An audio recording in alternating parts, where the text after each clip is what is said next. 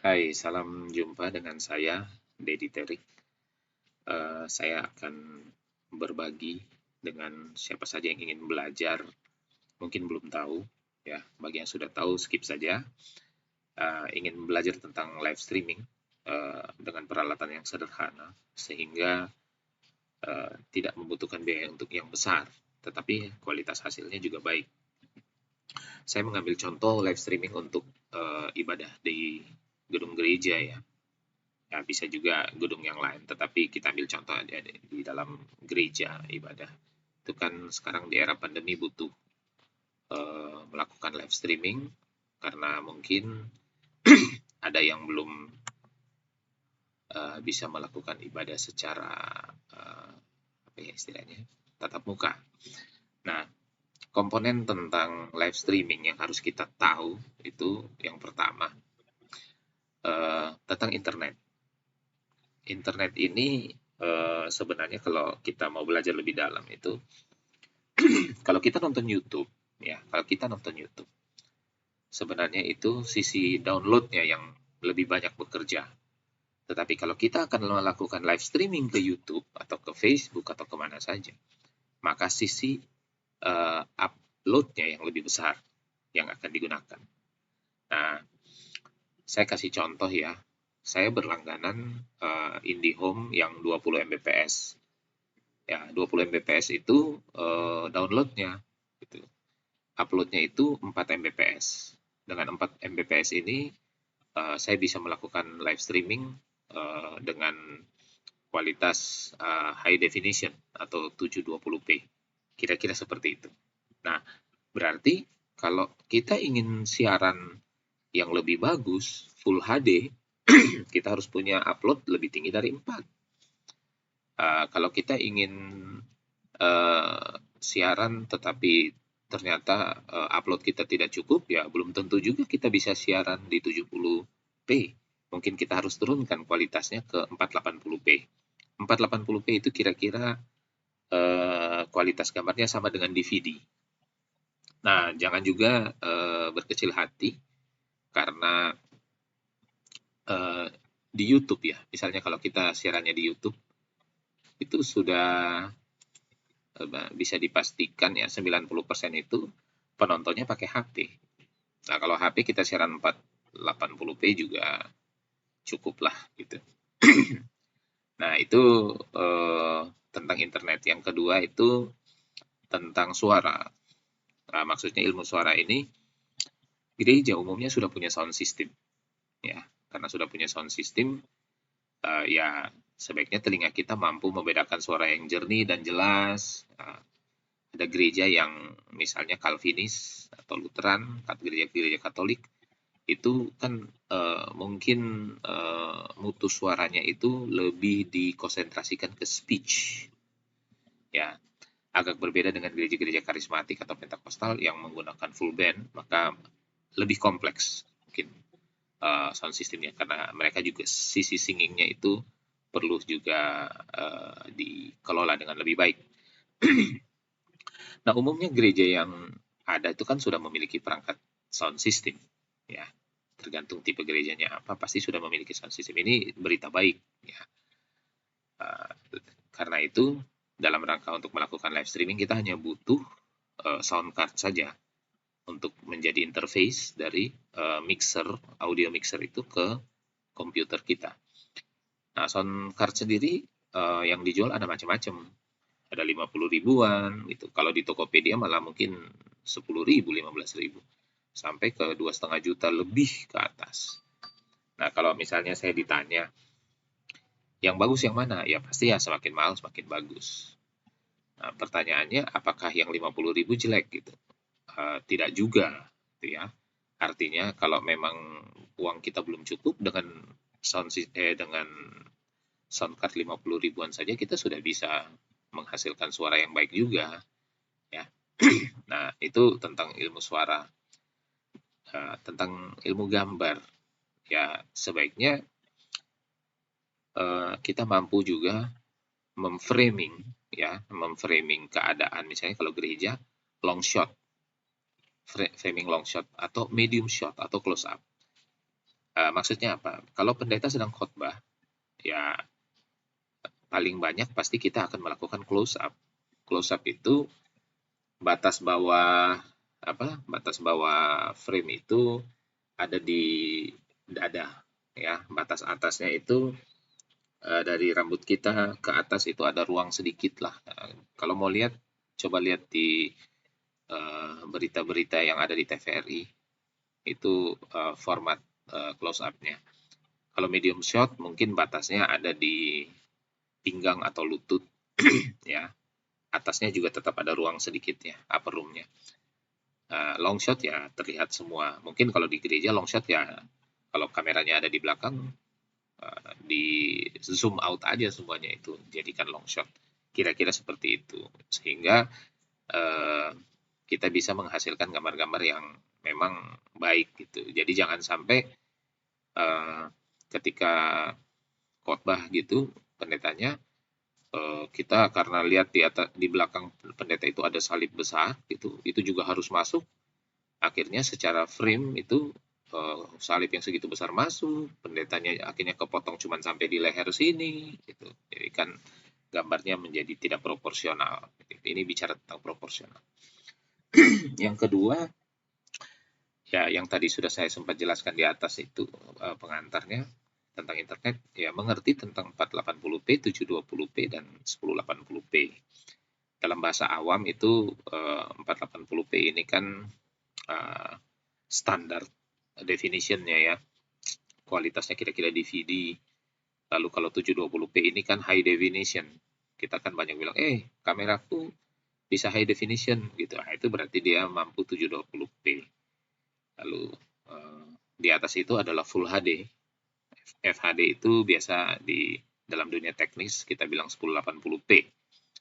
Nah ini ya kalau kita mau siaran yang paling bagus ya 1080p. Tetapi pertanyaannya, apakah kamera kita support 1080p? Enggak. Gitu. Kalau kamera support, pertanyaannya lagi, upload internetnya support enggak? Jadi, jangan karena kita sudah punya perangkat bagus, lalu kita settingnya semuanya, wah luar biasa, yang nontonnya patah-patah. Kenapa? Karena ternyata uploadnya jelek. Nah, karena itu, kalau kita mau siaran, intinya ya kita lihat internetnya. Pada saat kita akan siaran itu, koneksinya seperti apa. Kalau koneksinya tidak begitu bagus, ya jangan paksa siaran di kualitas yang baik, turunin ya. Itu entah dari 1080p turun ke 720p atau turun ke 480p. Saya yakin ya, gereja-gereja yang ada di Jakarta, ya. Jakarta itu kan pusat segalanya. Koneksi paling banyak ada di sana, tower paling banyak ada di sana, gereja juga cukup banyak di sana. Tapi saya yakin hanya 7% paling banyak yang berani siaran 1080p. Itu pun juga mereka gereja-gereja besar yang kekuatan finansialnya tinggi sehingga bisa berlangganan internet yang sifatnya corporate. Nah, sisanya itu lebih banyak siaran 720p. Ya. Nah, kalau siaran 480p mungkin di ya gereja-gereja yang memiliki internetnya agak sedikit sulit gitu, siaran 480p. Nah, berita bagusnya yang seperti saya ngomong tadi, di YouTube itu statistik paling banyak yang menonton itu menggunakan HP. Jadi ya kalau siaran 480p juga tidak jelek-jelek amat kalau di HP, masih tajam-tajam juga. Kira-kira seperti itu ya. Nah, untuk hardware yang dibutuhkan ya, kalau tadi suara itu soundcard, maka otomatis untuk live streaming ya kamera yang support. Lalu ada interface-nya, sama ya kalau dibutuhkan ada pencahayaan yang baik. Itu tiga itu yang tadi saya katakan sebagai ilmu dari live streamingnya. Tetapi saya menambahkan ada satu, itu sumber daya manusia yang mengoperasikan. Ya sebaiknya jangan pas-pasan. Pas-pasan dalam pengertian orangnya bisa Excel sama Word lalu disuruh operasikan multimedia seperti ini. Itu juga jangan lah. Sebaiknya memang orang-orang yang memang tertarik terhadap multimedia seperti ini, lalu mau memberi diri untuk bekerja, menuntaskan masalah-masalah. Ingat bahwa internet itu tidak selamanya stabil, ya. Kalau kita berlangganan menggunakan fiber optik, itu tuh akan jauh lebih baik, ya. Tetapi kalau kita menggunakan tethering, dia juga bisa baik, tapi kadang-kadang juga bisa drop. Kenapa begitu? Ya, karena di kita misalnya ibadah hari Minggu jam 9, semua gereja pada siaran, otomatis kan backbone internet tuh numpuk. Kalau numpuk ya sudah, tinggal rebutan rame-rame. Ada yang pasti kalah, kira-kira seperti itu. Ya mudah-mudahan tidak terjadi ya. Lalu lanjut, fakta yang ada ya, 90% itu gereja-gereja melakukan live streaming dengan 720p, tadi saya sudah katakan. Ya, umumnya karena koneksi internet yang kurang mendukung untuk bisa 1080p Full HD. Itu pun meskipun juga kamera mampu untuk di resolusi 1080p, tapi ya terpaksa harus diturunin satu grade karena internet. Jadi semua itu tergantung internet uploadnya. Lalu pandemi ini mengakibatkan banyak gereja penerimaannya itu menurun dengan signifikan. Karena itu anggaran juga pasti terbatas, sehingga kira-kira harus keluarkan dana berapa ya? Di Jakarta ada gereja yang sound systemnya saja 800 juta. Ada yang mungkin lebih mahal dari itu. Kasihan nih gereja-gereja yang mau bisa live streaming kalau standarnya kayak begitu. Ada juga di satu kota peralatan streamingnya 50 juta. Itu sudah dengan komputer. Apa itu standarnya? Nah, nanti kita lihat. Sebenarnya bisa jauh lebih murah kok kalau kita mau bereksperimen. Nah, lalu yang terakhir itu pandemi yang berkepanjangan itu membuat kalau kita akan melakukan live streaming di gereja, tidak boleh banyak orang yang ada di dalam. Itu sudah dibatasi. Dulu Jakarta itu maksimal cuma 5. Bayangkan kalau pendeta, lalu ada majelis bertugas, pemain musik, pemandu lagu, lah sudah 4. Lalu bagaimana dengan orang-orang yang mengoperasikan live streaming? Kalau satu kali tugas satu grup 10 orang gitu ya, 3 orang pegang kamera, satu floor manager, ada satu yang bagian apa mungkin gitu kan. Otomatis menjadi cukup banyak dan ini bisa berbahaya. Satu saat gereja bisa dikomplain sama Satgas Covid pemerintah bahwa orang yang ada cukup banyak ya. Nah, konsep yang akan saya tawarkan ini dioperasikan oleh satu orang saja. Ya. Jadi sudah murah dioperasikan oleh satu orang. Coba kita lihat lanjutannya. Ya, itu yang di atas 1, 2, 3 tadi sudah disampaikan ya. Jadi sound system di gereja sudah ada. Kita berasumsi gereja sudah punya laptop atau komputer. Kalau sampai hari ini ada gereja belum punya komputer, menurut saya memprihatinkan. Tapi saya berasumsi bahwa sudah punya, lalu koneksi internet itu dilakukan lewat tethering. Karena tidak berlangganan misalnya, atau belum berlangganan. Bisa kok lewat tethering HP yang 4G ya, supaya dia jauh lebih baik. Nah, itu artinya kita cuma perlu beli dua jenis. Yang satu jenis untuk suara yaitu sound card, yang kedua jenis untuk gambar, yaitu ya kamera dengan segala interface-nya. Ya, kalau seperti ini, lalu pertanyaannya, berapa rupiah investasi hardware jika gereja saya ingin melakukan live streaming? Saya mungkin tambahin yang murah tapi baik. Kalau menurut saya dengan 9 juta saja kita sudah bisa melakukan live streaming dengan baik ya. Itu sudah mendapatkan 4 kamera, bisa sampai 4 kamera. 3 kameranya statik. Statik itu ya dia diam saja, mengambil secara long shot dari depan gereja ke belakang, dari belakang gereja ke depan, nanti dari kiri ke kanan atau dari kanan ke kiri. Lalu ada satu kamera yang dia bisa moving dengan dikontrol oleh joystick, dikasih memori, dia bisa zoom, dia bisa nengok kiri kanan, angguk-angguk atas bawah. Nah, itu sudah cukup ya, itu sudah cukup menggambarkan. Nanti akan dikasih lihat contoh-contoh yang sudah menjalankan itu.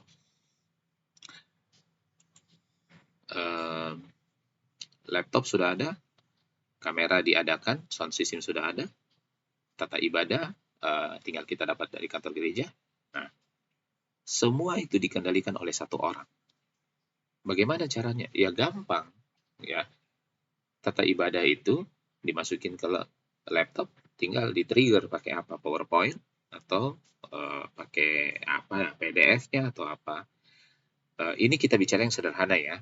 Kalau memang sudah biasa menggunakan titling system dengan perangkat karakter generator sendiri, oke, itu berarti butuh lebih dari satu orang. Tapi saya berbicara ini dalam konteks gereja-gereja yang memang membutuhkan live streaming, tetapi sudah cukup berkomunikasi tata ibadah dengan jemaat yang menonton dengan cara-cara yang sederhana juga. Nanti akan saya kasih lihat.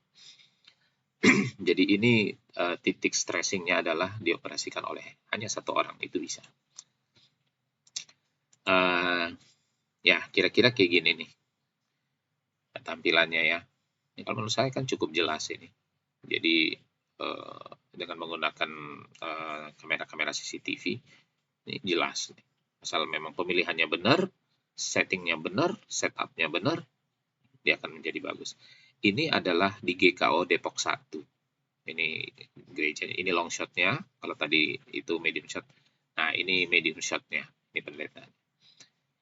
Nah, ini di GPIB Cornelius Lido. Ini dari depan ke belakang.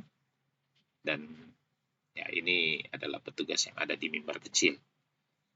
Nah, ya kira-kira seperti itu. Kalau lihat di bawah itu ada tata ibadah tuh. Nah, itu bisa lihat ya, itu tata ibadah yang nanti bisa di scrolling ya, karena dioperasikan oleh satu orang. Kira-kira seperti itu.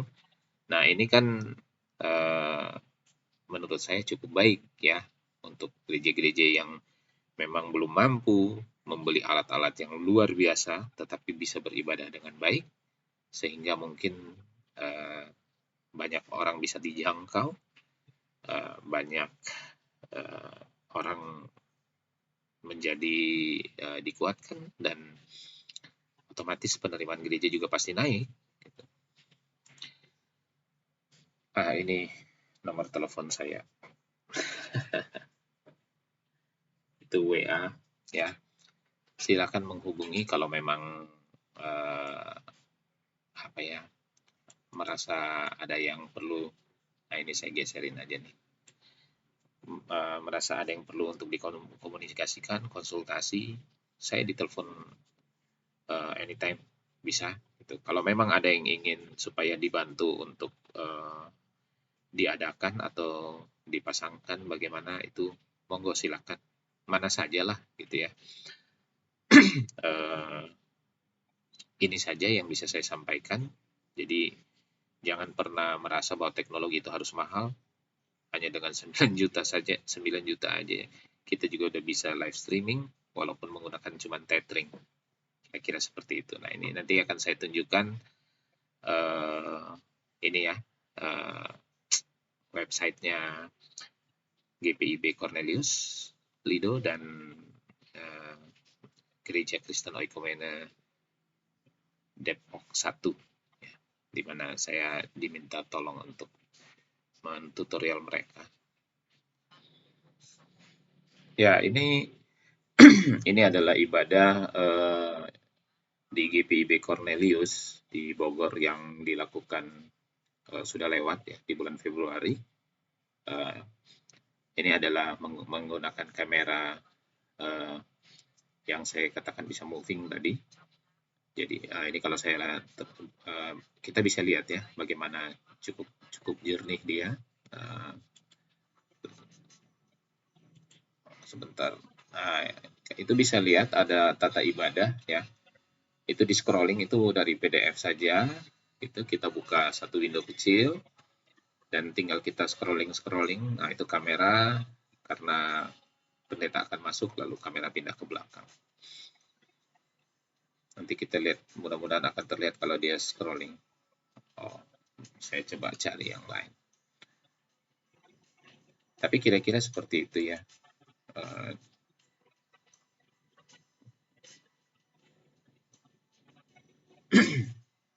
Nah, ini long shotnya. Ini dari kamera yang steady. Ya.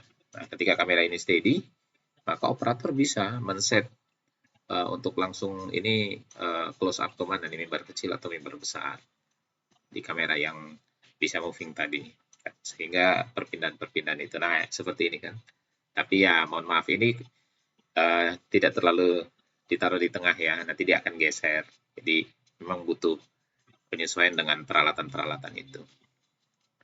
Saya pikir ya kayak gini, nanti mudah-mudahan kita akan lihat tata ibadahnya muncul lagi, dan ya ini memang benar dikendalikan oleh satu orang saja sudah bisa ya. Kalau paling banyak juga dua lah gitu. Eh,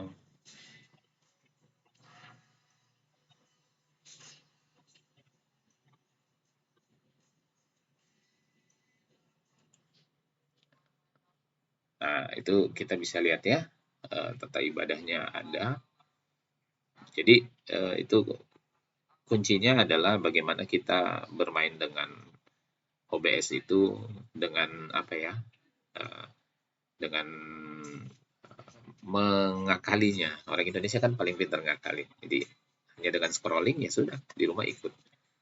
Jadi sederhana saja tetapi sudah bisa. Saya pikir ini yang bisa saya sampaikan. Ya, ini adalah gambar dari GKO Depok 1, Gereja Kristen Oikumene. Bisa lihat itu, mereka menggunakan teknik chroma key untuk tata ibadahnya. Jadi tata ibadah kayak gini nih, waktu saya ajarin mereka, saya bilang bikin aja di PowerPoint, dasarnya dikasih biru, lalu nanti birunya dihilangin. Pakai konsep chroma key. Biasa orang bilang blue screen, atau pakai dasar belakangnya hijau, green screen. Nah, bisa lihat ya, ini mereka menggunakan dengan pixel lebih tinggi kamera-kameranya, karena itu investasinya sekitar berapa, 12-an juta, 12-13 juta, karena kameranya kamera agak besar.